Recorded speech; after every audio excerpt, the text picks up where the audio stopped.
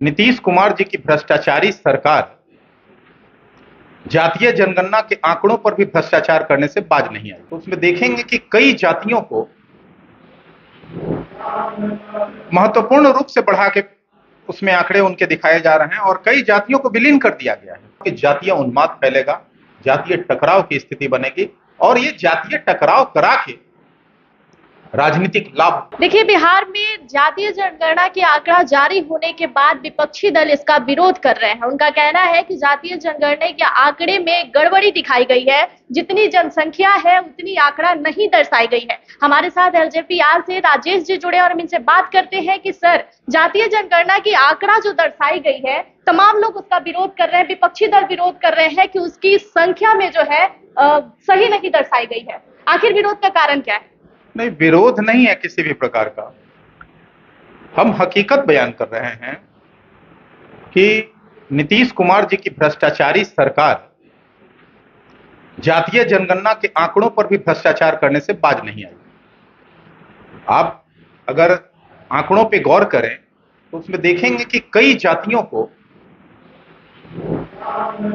महत्वपूर्ण रूप से बढ़ा के उसमें आंकड़े उनके दिखाए जा रहे हैं और कई जातियों को विलीन कर दिया गया है।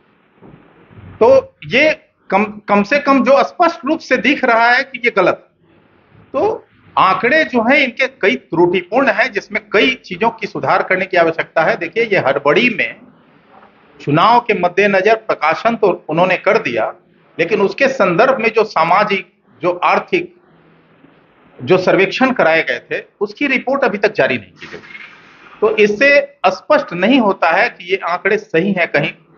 दूसरी बात कहना चाहूंगा कि हमारी पार्टी लगातार जाति जनगणना की मजबूत पक्षधर रही है। हमारे पार्टी के राष्ट्रीय अध्यक्ष आदरणीय श्री चिराग पासवान जी लगातार जातीय जनगणना को लेकर बहुत मुखर रहे हैं, उम्मीद जताते थे कि इस जातीय जनगणना से बिहार को लाभ होगा।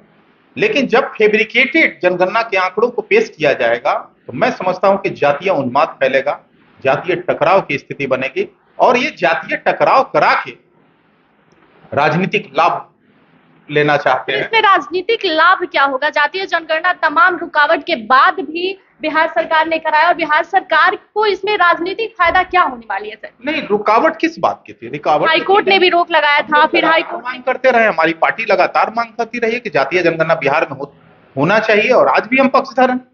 जातीय जनगणना का अगर कोई भी मजबूत पक्षधर है तो लोजपा रामविलास है और लगातार हम मांग करते रहे हैं कि जातीय जनगणना होनी चाहिए।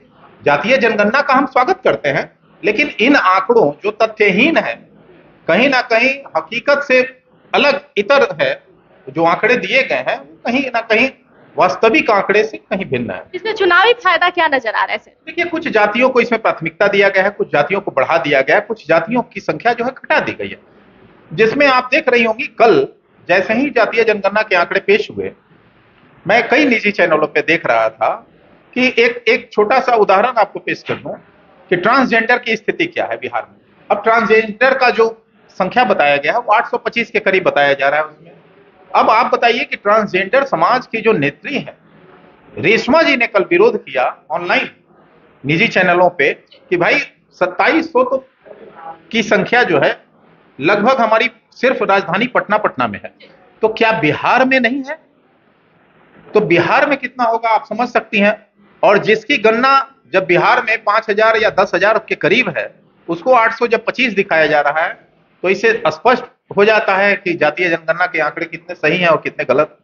आखिर बिहार सरकार को जातीय जनगणना की इतनी जल्दी क्यों थी? क्योंकि कल तेजस्वी यादव ने भी कहा था कि जातीय जनगणना पर जब हाई कोर्ट ने रोक लगाई थी तो हम बहुत ज्यादा परेशान थे और जातीय जनगणना हो गया, इस बात की बहुत ज्यादा खुशी कल तेजस्वी यादव ने जताई है। आखिर बिहार सरकार को इतनी जल्दी क्यों थी जातीय जनगणना की? बस चुनाव को लेकर। देखिए, ये जात पात में, अगड़े पिछड़े में, दलित महादलित में, गरीब अमीर में बांटने वाले लोग हैं, बांट के राजनीति ये करना चाहते हैं और आंकड़े भी उसी हिसाब से ये सेट किए गए हैं।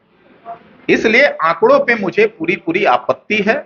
हम निश्चित तौर पे कहते हैं कि इन आंकड़ों का कहीं हकीकत से कोई सरोकार नहीं है।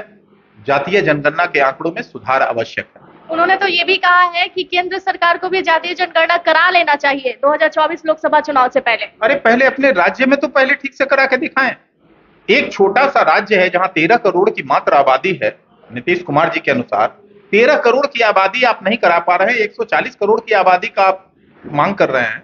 पहले आप फर्स्ट डिजर्व देन डिजायर, आप डिजर्व तो करते नहीं है, आप ओबे कीजिए ना। पहले अपने प्रदेश में आप जातीय जनगणना को पहले पूरी तरह जो है दूध का दूध पानी का पानी करके दिखाइए। आपने तो वो कुछ किया नहीं, आप हड़बड़ी में एक कह लीजिए कि घोर मट्ठा वाला जो है ना वो प्रस्तुत कर दिया आंकड़े। उन आंकड़ों पर ना तो बिहार को भरोसा है ना बिहार वासियों का। बिहार वासियों की बात करें तो कल से जब से आंकड़े प्रस्तुत हुए हैं, बिहार के कई जिलों से हम लोगों को फोन आ रहा है कि भाई ये आंकड़े एकत्रित करने वाले तो हमारे घर आए ही नहीं, तो हमारी तो जनगणना हुई ही नहीं, तो फिर इन आंकड़ों का क्या मतलब।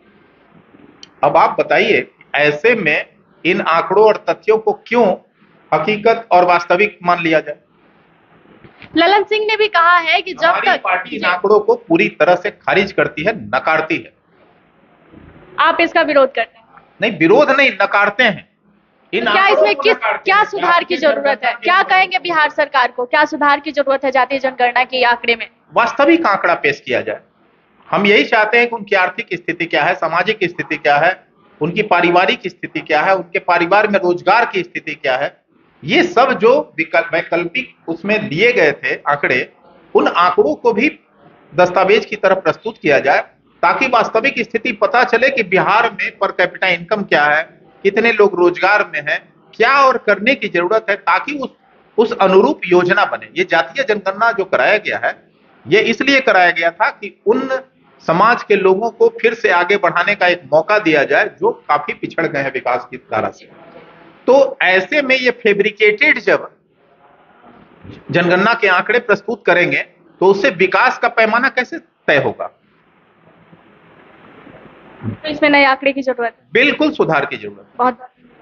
देखिए, जातीय जनगणना को लेकर जो राजनीतिक घमासान छिड़ी हुई है बिहार में, कई लोग कह रहे हैं कि जातीय जनगणना की आंकड़ा जो पेश की गई है वो आंकड़ा सही नहीं है, सही तरीके से फिर से जनगणना की जाए और उस आंकड़े को पेश की जाए। हालांकि कल आपने सुना था कि तेजस्वी यादव को काफी ज्यादा जल्दी थी, उन्होंने कहा था कि हम बहुत परेशान थे जातीय जनगणना को लेकर, लेकिन अब जब जातीय जनगणना हो गई है तो हम बहुत खुश हैं। और इसी के साथ उन्होंने ये भी कहा था कि केंद्र सरकार को भी 2024 लोकसभा चुनाव से पहले जातीय जनगणना कर लेनी चाहिए, कहीं ना कहीं वो भी उन्हें लाभ की ओर इशारा करते हुए नजर आए। धन्यवाद।